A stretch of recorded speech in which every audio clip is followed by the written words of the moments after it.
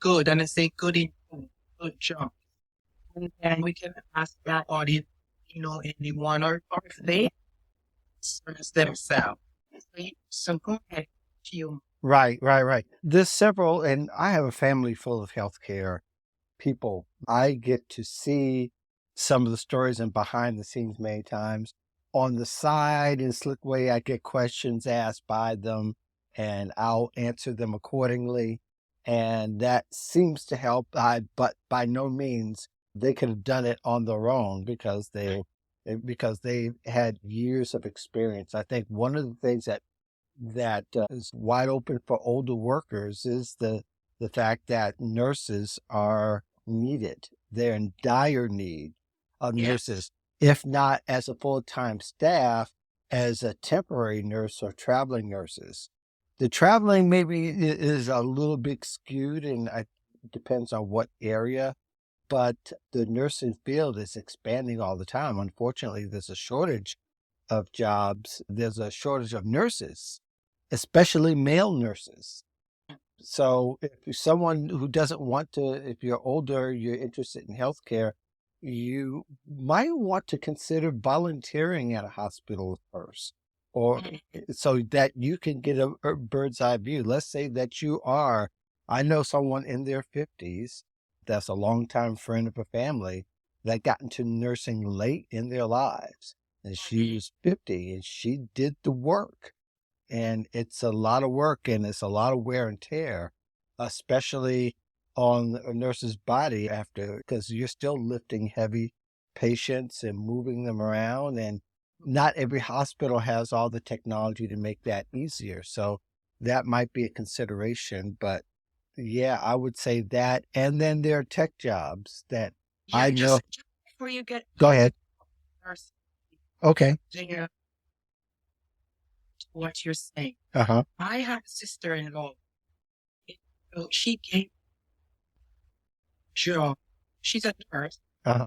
She gave up her regular nursing job Mm-hmm. to the traveling.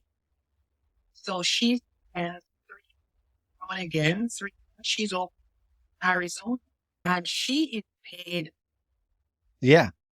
Yeah. Have a base in Florida, and she does her regular nursing. She Mm-hmm. yeah, she get. She told me, she said, "Auntie, COVID was good for Yeah.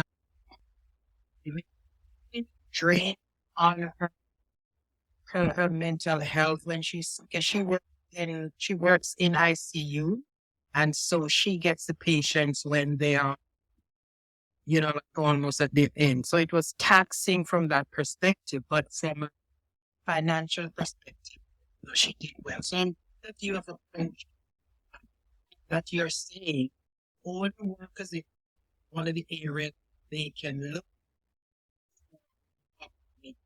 Yeah, they can. Yeah, and typically, an older worker who's interested in nursing, in some cases, they might decide to be a certified nursing assistant, or in some places, nurses tech, where there's less schooling, it's less nursing responsibility, but the pay may be decent depending on what state and what hospital you go to.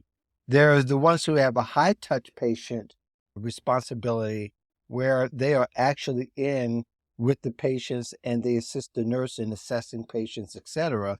And then there's the lower touch where they may be doing mild patient touch, and in some instances where they may be observing and they just may be doing some other administrative things that the nurses don't have time to do, because really nursing these days is a high responsibility and highly paid, especially some of the bigger hospitals. And when you say well paid, we're talking about traveling nurses making between $150 $200 an hour.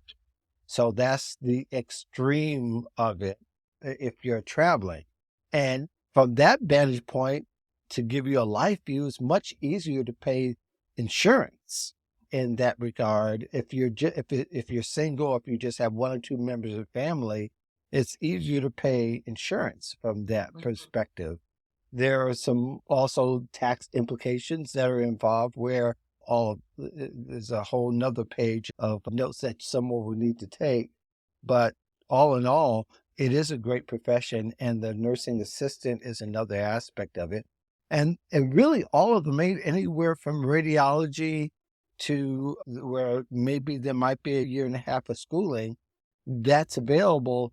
But a lot of older workers, it's tough for them if they're in their 60s. Most of them are not going to want to do that kind of work. But if you have an inkling that you should, even if you're over 45, 50, 55, go volunteer at a hospital first. Volunteer and watch for a while, and just to make sure, do you want to really do that job? If you do, and I know some people will say things out of wanting to survive versus just having another career and that you have more in the tank, that might be a consideration. Just have some people, and let me just, if you, yeah, well, right, if it, yeah, we are discussing all because we're asking where you're working. Also, to any question, if you have your own story or can relate, it would great if you ask if you have any questions. And we should probably mention too that we are recording this. So shoot, and recording this specifically, I'm recording it. I'm hoping that the audio will be good enough for my podcast, which I've had for many years now. And I'll be putting that on sometime in January or February of this 2024. So by all means, I think it's going to be the year of the older workers. But I think there's going to be some areas that we have to understand a little bit that is not low hanging fruit that we're after in this particular session, like the Starbucks jobs and the greeters jobs at Walmart and those kind of things. We know that those jobs are going to be available for older workers because most of the time we'll be able to have them. We hope to have more of the professional graded jobs that you would qualify for. Maybe you don't want to go back to the wear and tear of the old profession you used to have. And maybe you want to do something else, but you need something a little bit more substantive. We're going to try to break apart some pieces in order to help you make your way there. Me too.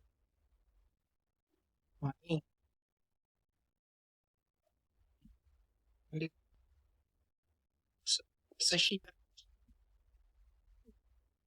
and anyone to question here and particularly here this is situation in terms of the health care, because people are living is some kind of courses free peace personal support. Okay. Low level. You were talking about the CNAs, the nursing assistant. Okay. Which I guess would be the equivalent here. Okay. If they're in actually there, the government pay for them those courses for free. Yeah, there's a few of those programs here in the U.S. that have them. In fact, a lot of the city programs in the U.S., particularly the big cities, they'll pay you while you train. And this for some healthcare positions, but really big on the tech side. And for this discussion, I'm hoping to avoid a lot of the tech things because a lot of that's industry centric. That some parts of the tech world is great and a lot of it's not so great as far as because layoffs are still happening. We got to be mindful. So we don't want to give people the hope that they should jump in, but they should jump in, of course, with their eyes wide open into anything. And if people are looking for shortcuts, this may not be the session for them in that particular sense. If they want to get something in the next 30, 60 days, This is going to be, just to be fair, you may need to take a bridge job, which may be a Starbucks barista or something like that. And I say, oh, Walmart, Starbucks actually pays pretty good these days, and they have good benefits. Not all of them. Some of them belong to union, but some of the private Starbucks, if you're willing to do the work and ask some questions, some of them are in great areas that pay quite well and have the right kind of uh, uh, environment to work in. But I don't want to make it sound like that is the answer to what people need. Questions? And you say you're trying to put your rate.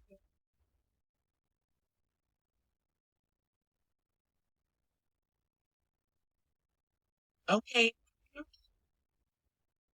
I'm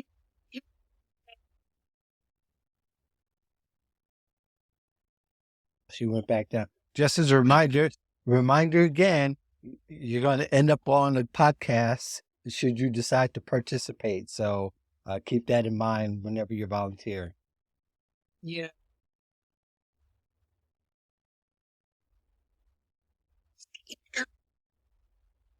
Oh, I care. So they're also they they're a Right. So are you thinking a 65? Thinking about my that age. Or okay. So on all the definition. And then outside of healthcare, so application. Still.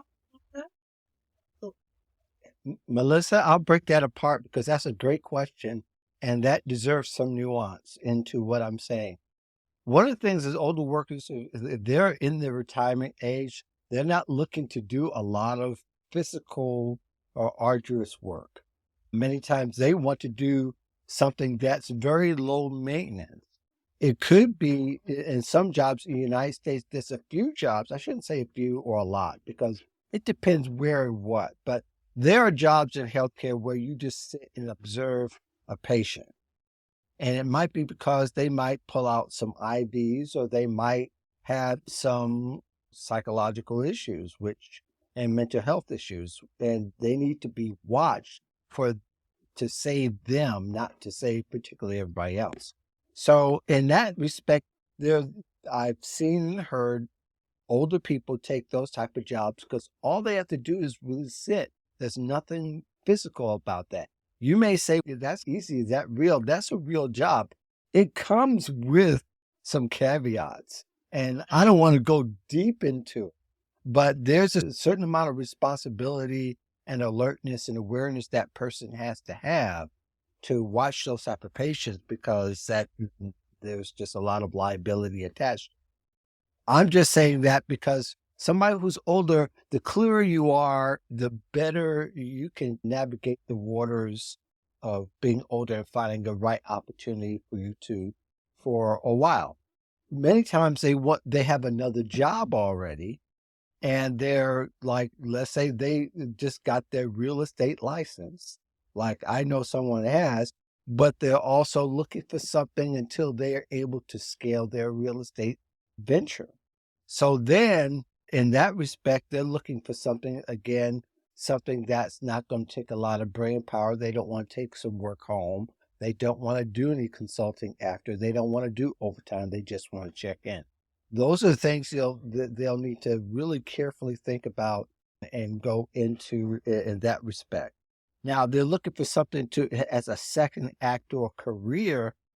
If you can't create your own second act, then you've got to help someone create their own.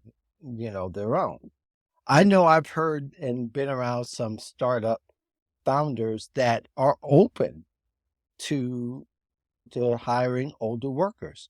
In fact, I've even heard some that they're willing to train. I'm not saying there's a whole bunch, but I think it's worth having a conversation with somebody with a small business and that's looking to scale their business, and they're willing to do the training for where they're at right now, or that they have people that will be willing to train with. And probably those are 1 out of 5 startups that will actually be in that particular situation. But that might be a consideration. Sorry. It could see themselves being older, some older workers look into entrepreneurship. Yeah. That's what I've heard. Yeah. Yep. And it's like I said, you're not willing to create your own second act, and that's always an option. And not everybody, that's not a great option for everybody. That is something that if you're able to do and really consider, then that would be something that you should really look deeply into it. But I would say out of any situation that a career or industry you're not sure of or you don't know a lot about, try to use volunteering to get introduced to it, to be sure that's going to be something you want to do.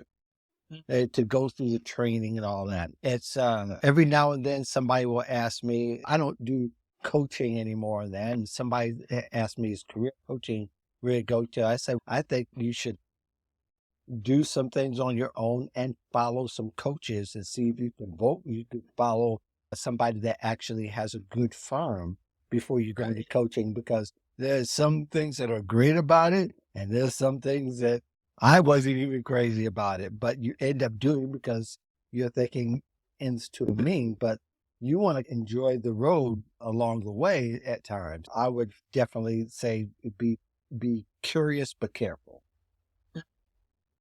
Okay. So what is the second part? I think you had a second. Yeah, She had a question. Yeah, she's raising her hand. More to speak.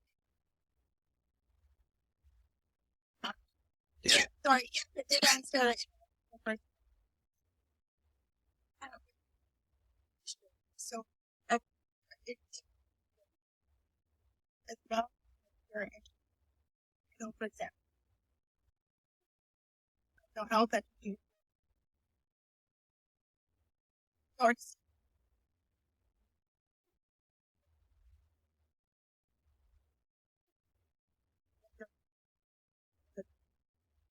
That's a question. What I see often as a trend these days, to be quite honest, hospitals are looking to save money in one way in order to spend in another. So they're going to over-index on nursing on the floor, not so much nursing as an administrator or as a trainer's education. There's, from what I understand, that a lot of nurses in the last 10 years went and got the masters. They got what they call family practice nurse, or what they call in short FNP, for a family nursing practitioner, where they act more as independent to help doctors. In other words, they can also write prescriptions and things like that. Their nurses, unfortunately, a lot of them, they rather train, from what I hear, because I've only asked those questions of them while I've been with them for on and off, where they'll only allow the nurses who have been nurses for a long time to step up into those roles instead of hiring outside consultants. Now, the caveat is that there's a lot of startups, healthcare startups, that are using new technology that might be more open to people who are trained in the technology and into the healthcare. I have a college friend that actually merged his startup with a major healthcare organization, and they're working together. He's the president of that organization. But what he did for many years was he consulted with hospitals and built quite a life in doing that. they're going to be a little bit more open to hiring those, but there are far and few between. So I wouldn't say there's a plethora of jobs, but Mhm. you should, if you have certain talents, you should consider all your talents and the possibilities if you're looking, if you want something a little bit fulfilling or well paying. If that's your objective, then it's going to take a little time and thoughtfulness and strategy for you to get into those positions. Does that answer your question, Melissa? Yeah, thank you. Very helpful. Sure. Yeah. And Mark, I know we've spent healthcare. Obviously, we don't like people are living longer. Yeah. But I'm just wondering, outside of healthcare, are you seeing anything being outside of sector? That's a good question. Other than tech and people who are willing to have done the work for tech, there isn't one industry that's over indexing on hiring older workers. I've asked a number of career coaches. I've put LinkedIn messages out there.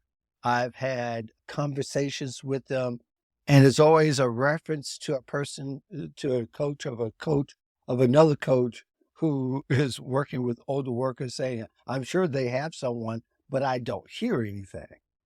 I don't think there's one industry that can say that they're hiring a whole bunch of older workers. So it's hard to do that. But I will say it is good to, when I want to find new ideas, I clean out my closet. And even though you may say, what does cleaning out your closet is? There are things that you forget about. There are things that you forget about, and there are notes that you put away and all that. I'm not saying literally that you, even though it was not a bad idea to always clean out your closet. I think you got to look at some of the things that if you've given thought to over time, to rehash that and maybe reposition that in your mind to where there are conversations that you've had in passing that maybe you asked or somebody's told you. Now, don't jump into these different kind of marketing schemes or where somebody's made a promise that they know a friend of a friend that's doing well. But having said that, you should ask around what are the opportunities, and some of them may be local even. But Right. it's a really hard question. And the conversation you and I had was, we've seen tons of articles about how older workers can get it. There's no shortage of those. And they make it sound like the quick fixes very often, but there's not. And there's not a whole bunch of folks that are getting hired as an older worker. And I'm not saying that not to have hope. I'm hoping, build hope. But what I'm trying to do is at least try to manage some expectations. It can be done, but you have to do it very thoughtfully. And you Right. got to dig deeper, Yes, not wider. sorry. I was going to say, it's a matter of dig deeper, not wider. Thanks. Um, what is the one of the concerns? Like I had a conversation with a gentleman this week, Mm-hmm. and the first thing on his resume, he has 27 years experience in whatever his field. And I push him, somebody's going to person, he's going to screen resume. He's going to look at it and say, 27 years experience. Or that's something. It is a bias. He is highly skilled, Mm-hmm. and he's having the issue in terms. Nobody wants him. And like you said, we can give guys to go about it, but then when they go knocking on the doors, then they're gonna hear or in a certain way, they're gonna say not you, or because of age, Right. which it shouldn't be. With age comes with. How do you get across to an employer? Yeah, that deserves some breaking apart. I think If you are an executive recruiter and your company just had a president that retired after being the CEO for the last 15 years, but had come through the ranks, they're going to be a little bit more open, I think, to somebody that has steadily built their career into those ranks, which includes using the latest technology and understanding the nuances that come along with it, that has built a narrative and has scaled their career to the point to where they're leaving is thriving because they'll have a chance at it. Somebody who is older these days, like we talked about, like where there's a big need, which healthcare, the green industry or sustainability industry is another one where there's lots of jobs if you live in the right place. If you live in Arizona, if you live in Chicago, there's not a lot of sun here. That's not going to be the area where they're going to look for a lot of older workers or a lot of workers, period. But where there's Arizona, Nevada, and California, yeah, most of California, absolutely they would. So those would be considerations in that way. And I know we've talked about creating your own position, and a lot of times, if and this is what most people can really do, and most of you all who are interested in looking for other opportunities should do. Instead of looking at the one industry that you've been in the last 5, 10, 15 years, look at a number of different industries and find out who are the people like you. And that will tell you where you can possibly go next. And if you're open to transition to another industry, you have the work experience already. You already have the know-how already. You just need to learn about what will bring value to that industry. That's where transferable skills come in. And that's where transferable skills and transferable skills but a lot of people will take that and think that say I can do this, that, and the other, but you got to think a whole lot more deeply than just what's on the surface. It may take some time to even look at it and to get to know people in that industry. And maybe there might be a local chapter or online business where you can go volunteer for a while and see and just take note of, okay, these are where my skills could fit. So you could start building those marketing materials and start building the conversations where you're ready to have that interview and to be able to make your case and say, I bring value here. I could bring this kind of value here, and be very clear about it. It's not about being hardworking and trustworthy. Those are good. Those are important. It's important to be able to adapt and be flexible. But where is the value part of it when you bring it to an industry to have that conversation? And does it resonate with that person? So it's not, and I'm bringing another tier as far as just knowing the people that you may work with and getting to know them and knowing what their pain points and what solutions they need. And that you're going to start from day one targeting those solutions and and be a problem solver rather than to be a warm body, which quite frankly, some companies don't mind that part of it at times, but that's not all that they want. Again, And that's not all that the employee wants either. right, People want most to part, know that they're contributing, they're making a difference. absolutely, and they're not being bored out of their mind. Exactly. Ask a Go ahead. question to the audience if they wish. If you'd like to ask a question or to contribute to your viewpoint, please raise your hand and I will put you on stage. Okay, go ahead.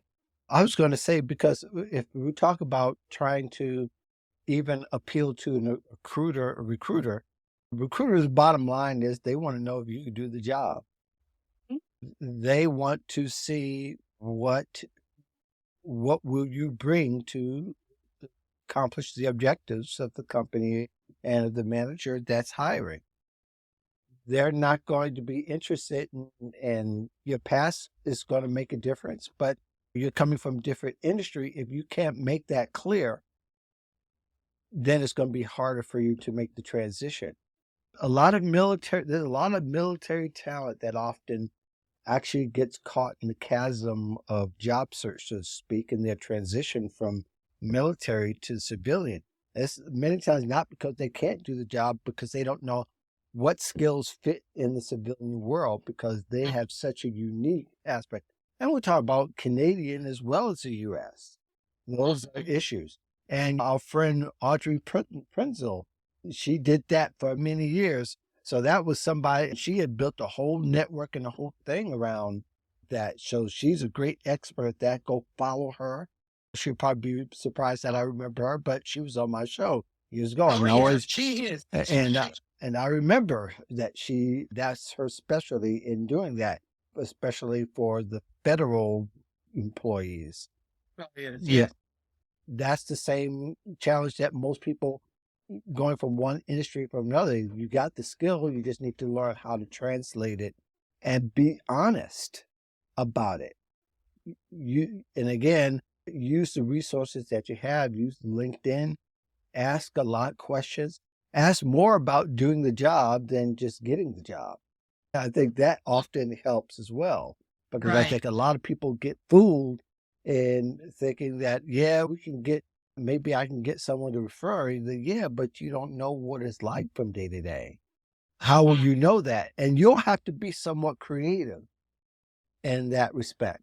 A lot of people who get jobs these days, the older people that I've known that have gotten, even the ones that I'm talked about in the two industries and some other industries, it wasn't the fact that it was just plain and simple. Some of it took a little creativity in order to get the opportunities. And what I mean by that, creative as far as being able to reach the right person to talk to, and asking the friend of a friend and being patient to get time with that person. That takes time.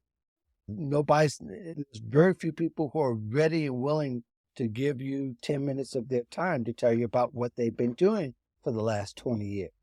So you have to be pretty aware and to have the emotional intelligence to ask those questions, in the sense that you respect them so much that they'll see that respect and to see how tactfully you ask those questions for you to get that information.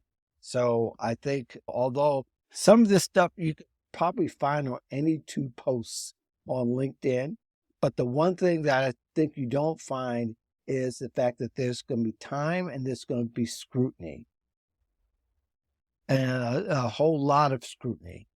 Even when you connect with somebody, they're going to want to know why you're connecting with them. Exactly. So to write a note, and you all probably know this, to write a note saying this is the reason why you want to connect with them. That's one thing, but that's such a small aspect of it. The small things matter. It does. And just last week, I was doing a webinar for one of the universities here, and the topic was informational interview. Mm-hmm. And it was interesting because when I did when I presented first, which was sometime last year, Yeah. it was a different presentation as to when I did it last week, because we're talking about connecting with people. And we're also talking about how do you do that, and how do you customize that introduction to the person? How do you create your elevator pitch to that person?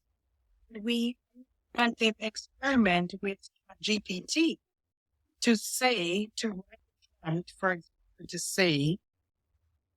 I am a marketer and I'm looking to speak with somebody who is I'm thinking of going into marketing. I'm looking to speak to somebody who has worked, say, sports marketing for that matter. Yeah. We're trying to be specific. Hmm. And they were able to put their own prompt into ChatGPT. And they were amazed at what came out. Sure. So the point is, prior to that, we would just think of just the regular generic questions to ask. Because of technology and where it has gone with generative AI, Hmm. you can customize, go right down to say, I need to go into marketing. I need to speak to somebody who is in that.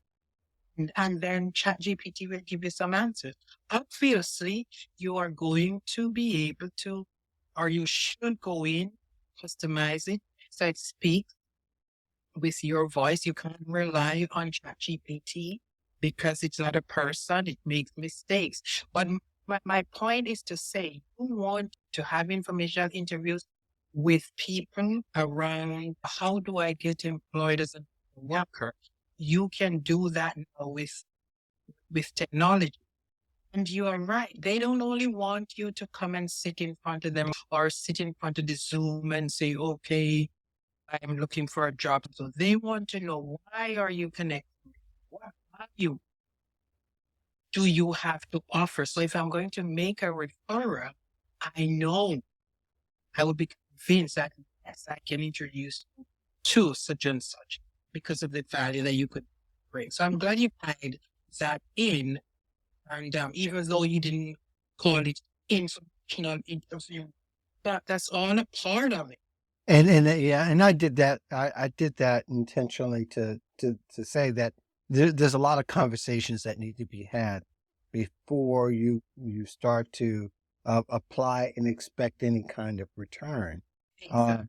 because it's very easy to get ignored these days. So you have to be strategic, and I think there's some strategies as well. Some additional strategies are going to help make that transition. And even though I talked a lot about when you get the job, I think there's some things that apply to the job as well. I think when you go and you start to have these conversations, and I would even suggest if you can arrange even group meetings where there's 3 or 4 people and hear them interact, you get a I chance to love that get, idea. you get a chance to read the room, and you get a chance to read, you get to hear everything, because one idea very often builds another.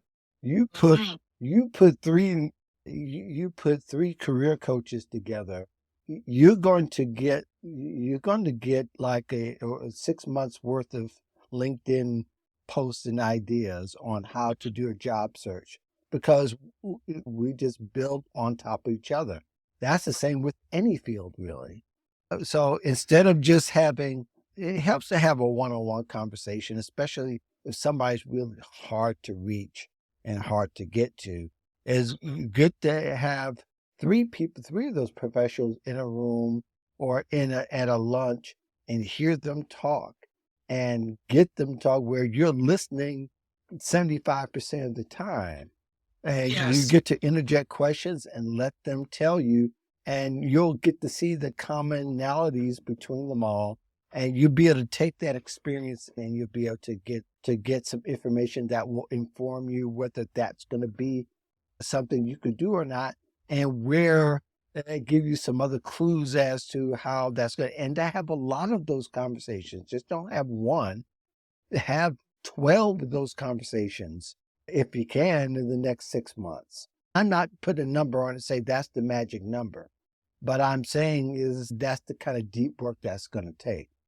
I think that as an older worker as well, is that you should be get younger mentors and treat them with respect and tact, and appreciate them, even if it means taking them and paying for lunch every time, or somehow making their life easier with the wisdom you have, where there's a valuable exchange. In terms of reverse mentoring too, Yes. in terms of the younger worker having a skill that you don't have, Yeah. can you trade? Yes. And I say you as an older worker, initiate with your 20-year-old self curiosity energy. Yes. Use that energy as if you were the 20-year-old, whether you graduated from where you were in college or not, you had a lot of curiosity and you want to know what the world was like. So use that part of your curiosity with the younger mentors and to start to have those conversations. They will welcome it. I don't know. I have a number of younger people that are very happy that I have a chance. I talk with younger career coaches a lot. Especially during the pandemic, I had a lot of them on my shows, and I asked them, and like I said, I tried to use the whole 20-year-old self, my old 20-year-old self curiosity energy, in the sense that I couldn't wait to hear what they had to say because they have a world different than mine. Right. I think as well is that you need to be flexible and adaptable with your thoughts, ideas, and strategy, and show that you're always fluid in the workflow, that you're willing to change your ideas, change them on the spot, ask them what they think. Those are the kind of things that 20-year-olds do. And that they say, so if I did this, then maybe this, none. Let them say yes or no, and let them even correct you in your views, so that you bring that kind of care. It's contagious. It's contagious. And I know as being older, we tend to think that we have all to teach the young people. They have nothing to teach us. But I bet you Yes. if you reverse that, you can reverse the energy that you'll show employers, especially if you do that a number of times. Wait. Mark, Go ahead. I want to go back to you're talking about having that conversation and say schedule the one-on-one for informational interviews. How would one do that, say, in a virtual setting? Because I can see it in an in-person setting where you could invite 2 or 3 people to lunch or to coffee. So, because we live in this Zoom age, how would someone accomplish that? When I want to know something, whenever I want to know something outside of, I think now everybody has the ability to do a Zoom or even do a LinkedIn Live or do a LinkedIn Audio Live and bring them in front of their network to talk about and answer the questions they want to know. Because we connect with others that are like us. So you give them your audience and give them your time to listen and watch them become the expert. Watch them become a lot more interactive and be willing to give a whole lot more value. Because then now you're in front of a number of people. You're not just in front of one. Some people are going to take that opportunity because we naturally respond to attention, or maybe we don't. Some Yes. people don't. But we know that if other people are watching, that we're now going to be a little bit more focused on giving some value. So I would think that would be one way. So that way, that conversation is always up on your LinkedIn profile. Take that, put that on your featured, and so that it will, and share that from time to time. Yes. And so that other eyes will be on that. Now, that won't particularly get you a job. That will give them exposure to other people who will connect to others like that. And maybe there might be other times where there might be a second time where that was so good. Can we do it again? So then now you get to extend that conversation, because now then they become your mentors by default. Here's my other question. Okay. Then, Mark. Whether that works well enough for people like you and me and others. But what if that individual is not, so technologically savvy, other than, yes, they can go on a Zoom, or they're not brave enough to say, how am I going to do this? That kind of thing. What would you say? Okay. There's always the taking out the lunch. There's always the to to have a FaceTime.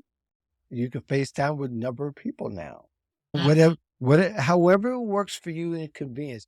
And it doesn't even have to be an extended amount of time. I would say it's worth making an extended amount of time beyond 10, 15 minutes because the interaction is what you want. You want them to talk to each other and you be that fly on the wall. And so that you'll be the note taker. And even though it's just for yourself, that you're learning from that. And this, again, is going to inform can I bring what I need to bring for me to make the adjustment to that field? Mhm. Okay, that sounds like that's interesting, but it sounds like a stretch for some people. For some people, yeah, but you're going to have conversation. And you're going to have to, and it's like I said, inviting out to lunch and to meet people at Starbucks and those things are still valid and just as good if you're not willing. But I think people are LinkedIn for a reason. Even if it's make a LinkedIn post and tag 3 people that there's 3, 4, 5 people that you want to have input on the conversation that you have.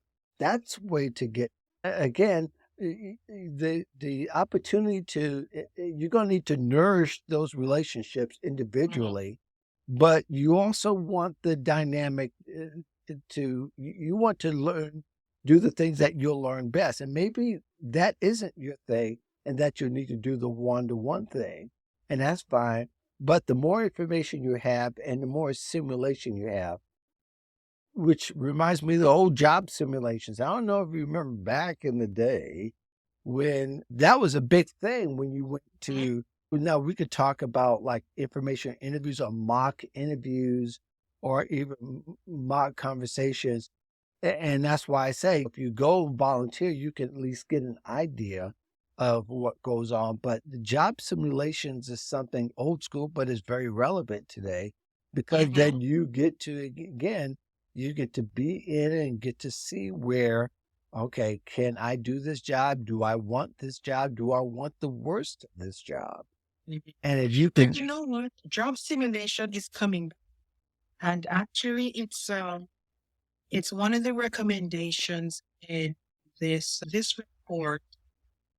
I don't remember the name of the report, but it was done with an organization called Generation. In addition to, it was a report with McKinsey Insight. Okay. And they were talking about the same thing in terms of older workers. 55% of the world's workers are within that 45 to 60 age group. And they were talking about how recruiters don't want to hire the older workers, and they say all these kind of things. But yet when they do hire them, you realize they perform better, and they perform at the same level or better than the younger workers. And one of the recommendations in the report was that they should, rather than relying so much on the resume, they should have a simulation type of exercise where these older workers demonstrate their skill set in terms of whether it's technology or whatever. They can do that. So simulation was, like you say, old school, but it's coming back as well. Oh, it's a very effective way of doing it. I think I was sharing not too long ago where when I was learning about coaching and mentoring and all that, we did a group thing. And the idea for the people who were not one leading the group to act with the worst behavior. And that wasn't so that you know how to moderate. It was so that you brought the worst out of you to get the best out of you. Yes. You get to correct the behaviors, the things that you did wrong. So it took a lot of vulnerability for you to be able to do that, because people do things and say things that were out of the ordinary. You're like, and you hear enough of it, you're about to snap, and you don't want to do that. Exactly. Listen, it's 1:58, so we are Yeah. 2 minutes. We have 2 minutes left. Okay. And I don't know if you have any closing. Nope. We won't do any But closing. before you do that, I really want to thank Melissa and Felicia and Simone and all the others who joined and dropped off Mhm. for dropping in. I know you'll have the recording at some point on your podcast. Yep. And if you want to interview, I'm sure some of these people might want you to interview them on your podcast, not necessarily around around Uh-huh. they're professionals in their own, and they might have a perspective that you might want to your audience to know. So I am volunteering that. Yeah. If they're in the career space, the way that people get on my podcast, you're one of the rare exceptions these days to get on one-to-one, because I've known you for years and years. I do the panels, and I do the panels with the, and that's one of the reasons why I like having those kind of conversations, because the dynamic when you get people who are in the same profession with different experience to give a centered, focused idea of helping job seekers, there's magic in that. And I've got to be honest, I'm proud to say that I'm one of the few, if not the only podcast that actually does it as often as I do. But I think a lot of people are getting so much value from that, like we did yesterday. It was I amazing. stumbled on it yesterday, and it was fascinating to listen to you, Rabbi, Jack, and Yeah. talk about trends for 2024. It Yeah. was very enlightening. Yeah. Well, I think there's a lot of value to that. If you want to catch that podcast, follow my timeline, and you'll be able to see that will be on the podcast in 2024 as well. Thank you so much for having me. And if people want to get a hold of me, they can just follow me on LinkedIn. Really easy. Absolutely. Thank you so much, Mark. I know we go way, way back. We sure do. And I know when I throw out the invitation, I know you weren't gonna say no, but more Always. importantly, I know the topic is so important, and Yeah. there are so many people who are down by age Yes. very much, and we need to talk more about it. So thank you once again, and thank you, Simone, Melissa, and Felicia. I'm sending you all a big hug. Merry Christmas, happy Merry holidays, Christmas. whatever you celebrate, and we'll talk soon. Yes. Thank you very much. And you all have a great holiday as well. Yes, you too, Mark. All right, take care. Bye.